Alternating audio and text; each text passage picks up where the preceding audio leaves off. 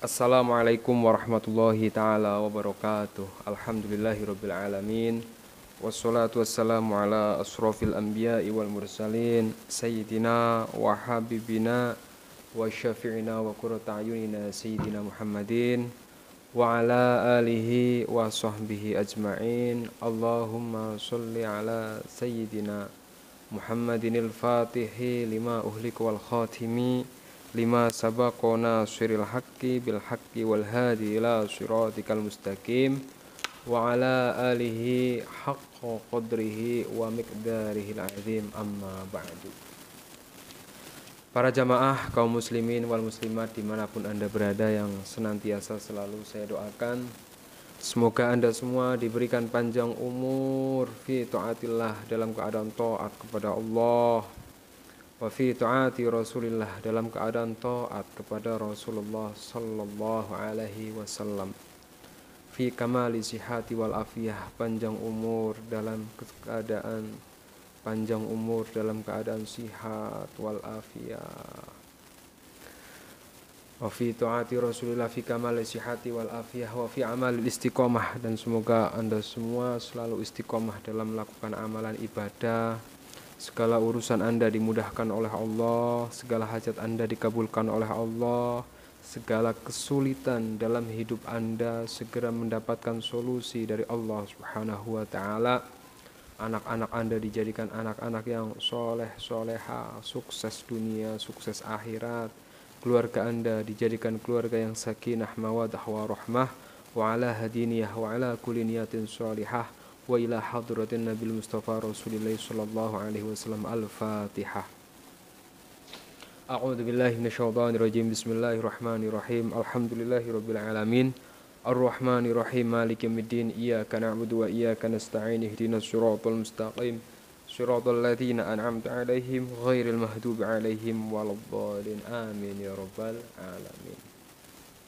Alhamdulillah, dengan izin Allah Subhanahu wa taala kita bisa berjumpa lagi dalam kajian ini, yang mana tentu ini adalah kenikmatan yang sangat luar biasa yang Allah berikan kepada kita semua, yaitu nikmat umur, nikmat kesehatan, yang mungkin terkadang kita sebagai hamba Allah ini tidak menganggap bahwa kita bisa bernafas itu nikmat yang sangat luar biasa. Kita bisa mendengar, itu nikmat yang sangat luar biasa. Kita bisa berbicara, itu kenikmatan yang luar biasa. Artinya kalau kita lihat dalam diri kita para jamaah, makanya sampai Allah berfirman, wa in ta'udu ni'matullahi la tuhsuha, itu betul. Manakala kita mau menghitung kenikmatan yang Allah berikan kepada kita, la tuhsuha, kita nggak akan mampu. Dalam diri kita saja, di wajah kita ini berapa ratus ribu kenikmatan. Mata bisa melihat, hidung bisa mencium, mulut bisa berbicara, kuping bisa mendengarkan. Yang ini semua nggak pernah kita syukuri. Jarang kita bersyukur atas kenikmatan yang ada dalam diri kita, yang kemudian terkadang hanya karena satu ujian, satu cobaan yang Allah berikan kepada kita sebagai seorang hamba, kita melupakan berjuta-juta kenikmatan yang Allah berikan kepada kita. Padahal dalam sebuah kitab, ada sebuah kitab yang bernama Kitab Al-Hikam, yang ditulis oleh ulama besar bernama Syekh Ibnu Athaillah Syakandari.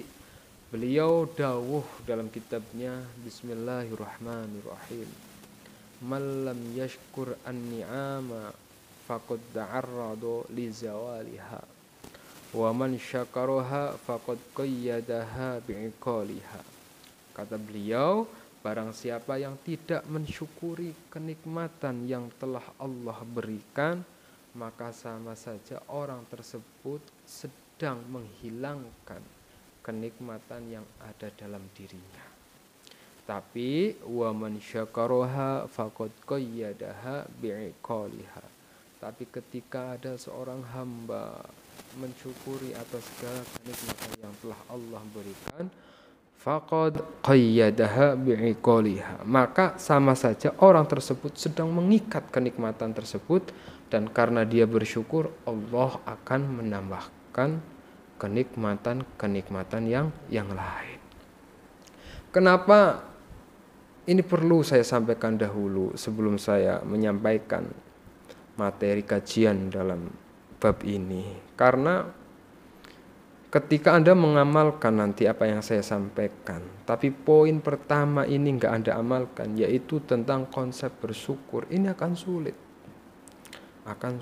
Maka terkadang kan orang bertanya gini, Ustadz, saya sudah sholat duha, Ustadz, saya sudah sholat tahajud, Ustadz, saya sudah membaca sholawat, tapi kenapa rezeki saya masih sulit, usaha saya belum maju, belum ada perubahan dalam hidup saya, Ustadz, kenapa? Nah, jawabannya yang pertama yang harus Anda pahami itu dalam Al-Quran kan jelas. La in syakartum la azidannakum wa la in kafartum inna adzabi lasyadid. Bisa saja kita sudah membaca sholawat, kita sudah sholat tahajud, kita sudah sholat duha, tapi dalam hati kita itu masih kufur, artinya belum mau mensyukuri kenikmatan yang Allah berikan. Sehingga apa? Wala in kafartum inna adzabi lasyadid. Jadi sehingga kemudian yang terjadi dalam kehidupan kita itu adalah azab-azab yang Allah berikan. Karena dalam diri kita ini masih kufur nikmat, seperti yang tadi saya jelaskan. Kita jarang berterima kasih sama Gusti Allah, baru dikasih cobaan sudah ngeluh, padahal ribuan jutaan kenikmatan yang Allah berikan kepada kita, kita lupa bahwa itu dari Allah. Ya kayak kita misalnya dikasih sesuatu sama orang lain saja kita berterima kasih lah, kita dikasih kehidupan, dikasih keluarga, dikasih nafas, dikasih banyak hal dalam kehidupan ini sama Allah, kita jarang berterima kasih. Kemudian Anda bertanya, Ustaz, saya sudah bersyukur, saya sudah mengucapkan Alhamdulillah, Alhamdulillah. Yang namanya syukur itu adalah kolaborasi dua hal, bainal fi'li wal qauli, antara ucapan dan perbuatan. Ketika kita memang menggambarkan orang yang bersyukur, ya Allah, lisan kita mengucapkan Alhamdulillah, Alhamdulillah. Kita dikasih kenikmatan berupa mulut bisa bicara, lisan kita mengucapkan Alhamdulillah, kemudian mulut kita digunakan untuk berzikir, untuk menyebut nama Allah. Nah sekarang kita lihat keseharian kita, mulut kita antara digunakan untuk berzikir dengan membicarakan hal-hal yang tidak ada manfaatnya, banyakkan mana. Kita dikasih kaki, susah mengucapkan Alhamdulillah. Kaki kita untuk melangkah kepada kebaikan, ke jalan yang diridhoi Allah, dengan melangkah ke tempat-tempat yang tidak baik, itu kira-kira baikan mana. Nah, maka kita belajar mengkalkulasi diri dulu para jamaah. Ini poin penting, sehingga kemudian ketika kita mengamalkan amalan seperti ini tuh cespleng. Jadi konsep pertama itu benahi hati kita tentang konsep yang namanya rasa syukur. Ketika kita dalam hati kita adanya kufur, nah ini naudzubillah min dzalik, maka yang ada Allah akan memberikan azab yang sangat pedih, baik itu di dunia berupa kesulitan hidup, berupa terhimpit ekonomi dan lain-lain. Nah ini konsep hati, yaitu bersyukur. Ayo kita dandanin hati kita, benerin hati kita, ya Allah, ternyata iya betul, dari kita dewasa sampai hari ini kita jarang bersyukur. Nah mungkin inilah karena kita jarang bersyukur tersebut, kehidupan kita susah, hutang susah lunas, usaha ini usaha itu nggak jalan. Jadi ayo benerin rasa syukur. Kalau Anda misalnya panjenengan itu coba merenung dalam diam, artinya ngangen-ngangen kalau bahasa Jawanya. Kalau bahasa Indonesianya itu berpikir, ya dimulai dari kepala, ya Allah, matur suwun ya Allah, saya dikasih mata, bukan hanya dikasih mata, dikasih penglihatan. Mata kita bisa berkedip, ini nikmat yang sangat luar biasa. Pernah nggak kita mensyukuri itu? Dari kita lahir sampai sekarang pernah nggak kita alhamdulillah ya Allah kita berkomunikasi dengan Allah. Ya Allah terima kasih mata saya bisa berkedip. Yang mungkin setiap hari setiap saat kita nggak pernah menganggap bahwa berkedip itu nikmat. Bayangkan sejam 2 jam mata Anda melolong gini nggak bisa berkedip. Apa yang akan terjadi? Naudzubillah min dzalik. Pasti dibawa ke dokter, berobat ini, berobat itu. Gak ada uang, jual ini, jual itu. Untuk apa? Mata biar bisa berkedip. Dari lahir sampai sekarang sudah berapa juta kali mata kita berkedip. Dan itu dikedipkan oleh Allah. Dan itu nikmat. Dan itu tidak pernah kita syukuri. Ini contoh kecil saja. Nanti kemudian Anda aplikasikan melihat diri Anda. Ya Allah, tangan bisa bergerak kayak gini nikmat. Ya Allah, jari bisa bergerak ini nikmat. Bisa. Makanya banyak para wali itu kadang bengongnya ini takjub sama Allah gitu. Ya Allah, iya semuanya ini nikmat dari Allah. Makanya kalau bicara tentang dunia sufi, dunia kewalian itu Allah luar biasa. Adanya kenikmatan, berasyik-asyik dengan Allah Subhanahu wa ta'ala. Nah ini yang hilang dalam diri kita adalah bagaimana belajar kita komunikasi sama Allah. Belajar perbaiki hubungan kita dengan Allah. Sehingga ketika hubungan kita baik dengan Allah, Allah pun akan baik dengan kita. Padahal selama ini kita nggak baik sama Allah aja, Allah sudah begitu baik sama kita. Para jamaah yang dirahmati oleh Allah, itu sebagai pengantar. Artinya kunci awal dari amalan ini itu adalah bersyukur dulu. Nah, ada satu hadis dari Rasulullah Shallallahu Alaihi Wasallam, di mana dalam hadis ini Rasulullah Shallallahu Alaihi Wasallam bersabda, Bismillahirrahmanirrahim.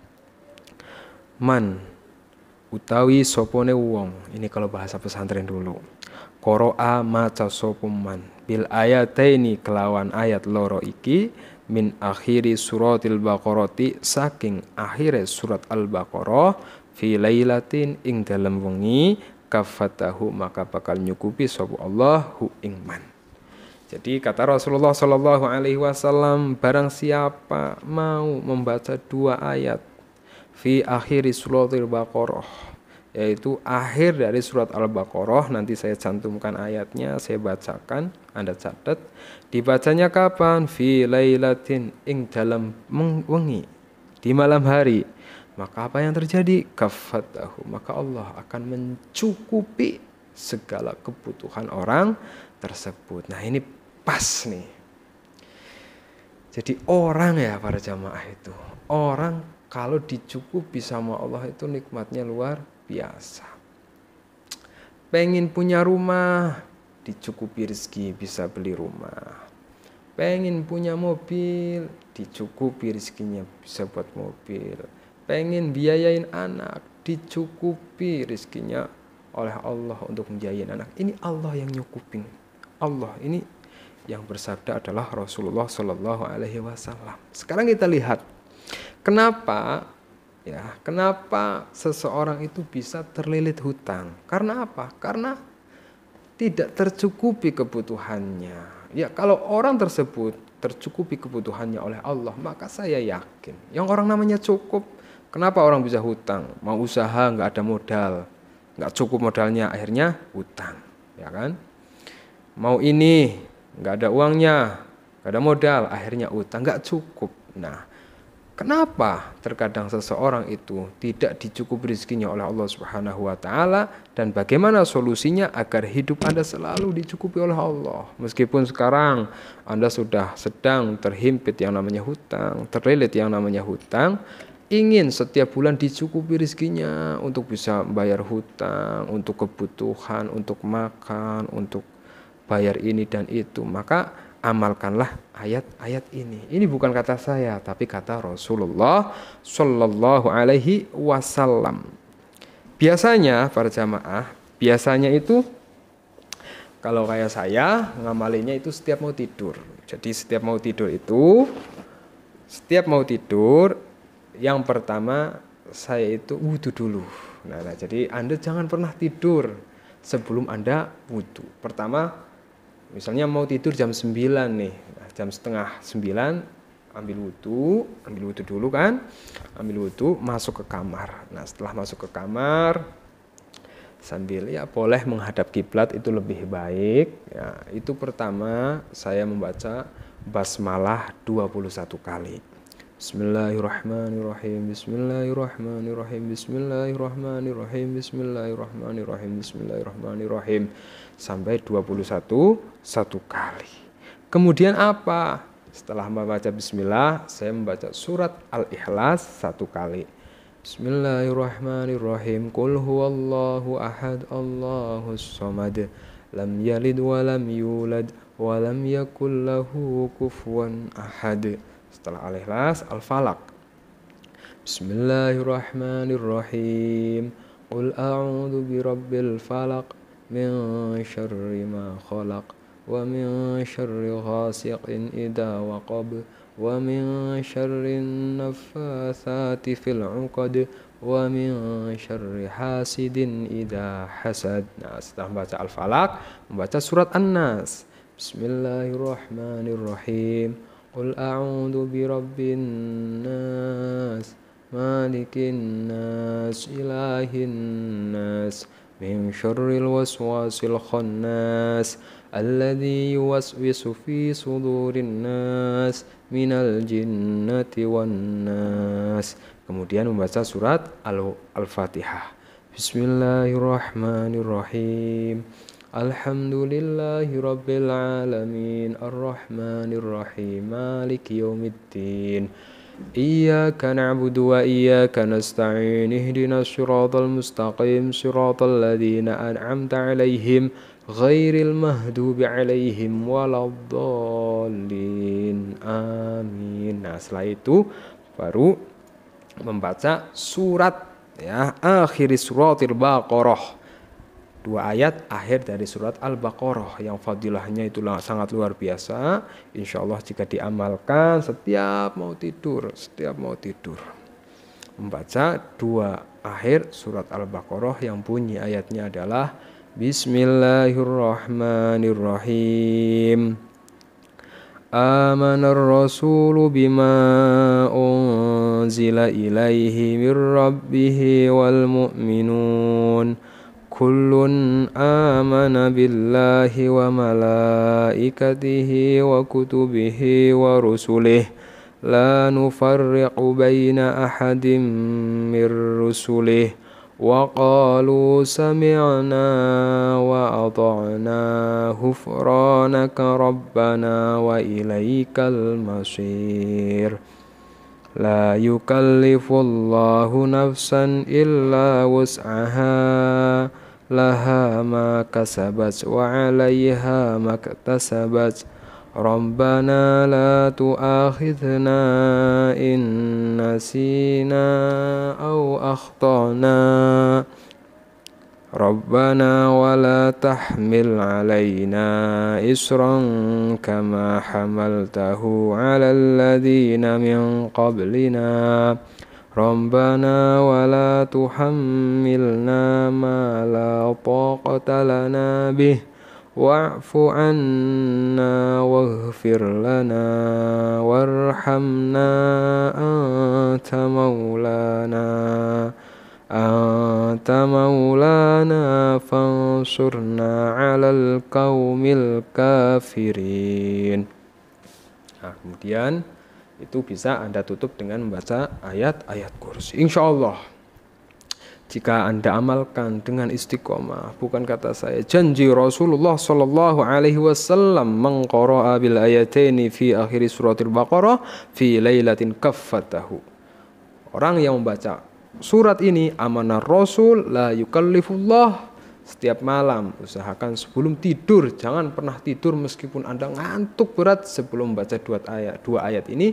Insya Allah segala kebutuhan Anda akan dicukupi oleh Allah Subhanahu wa ta'ala, sehingga hidup Anda damai, bahagia, enggak punya hutang, dicukupi oleh Allah Subhanahu wa ta'ala. Semoga bermanfaat dan alhamdulillah bagi para jamaah. Sekarang telah tersedia buku Munajat Sholawat, menggapai hajat dengan sholawat, pertolongan Allah datang dengan cepat.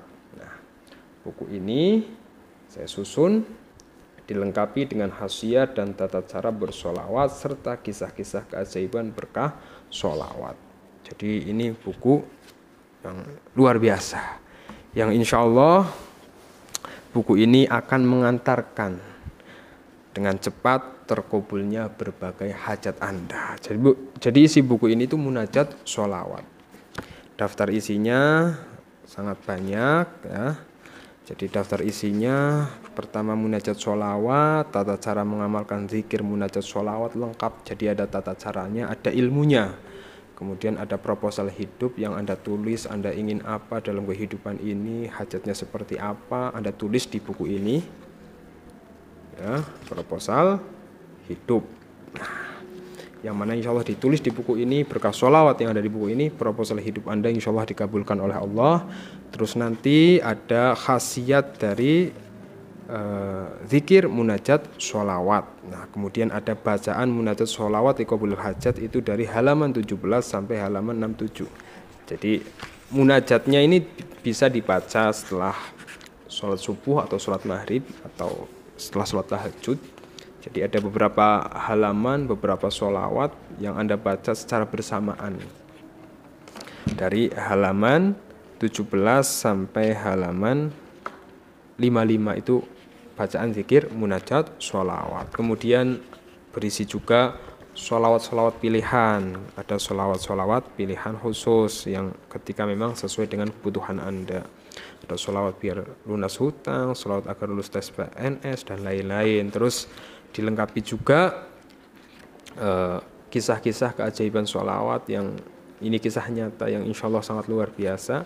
Dengan harapan dengan membaca kisah-kisah nyata ini Anda lebih termotivasi lagi untuk membaca sholawat kepada Rasulullah Shallallahu Alaihi Wasallam.